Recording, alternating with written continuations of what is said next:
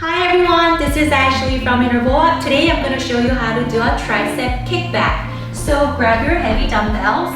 I'm going to grab my 8 pounds here. So first we're going to start, I'm going to show you from the front. We're going to start step 1, feet hip width apart in your squat position. Not too low, just about medium halfway down. Hips are pushed back, your weight should be in your heels. From this position, if you see me from the side now, step 2, same idea as the back row. You're going to slightly hinge at your hips down, lowering your upper body down.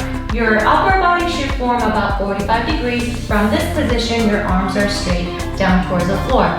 So from here, you're going to push your elbows up until your hands are close to your rib cage. And now from this position, you're going to extend your arms, straighten your arms up, slowly down.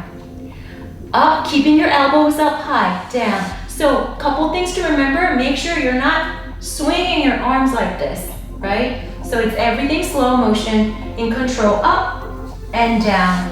Exhale up, inhale down. If you see me from the side, from the front, you're gonna have your arms close to your body. Up, chest is up, head is up. Feeling that in the back of your upper arms, in your triceps. Exhale up, inhale down. From the side again. Exhale up, slowly down. So when you bring them up, pause there for 1 second, slowly down. Again, exhale up, pause, and then down. Feeling it right here. So I would suggest doing about 6 to 10 reps, about 3 sets total. And if you're a beginner, try with lighter dumbbells, 5 pounds. If that's too heavy, even lighter, and then you can increase the weight as you go on. So that's it for today. Tricep kickback. Thank you so much, everyone. Have a great day, and I'll see you next time. Bye.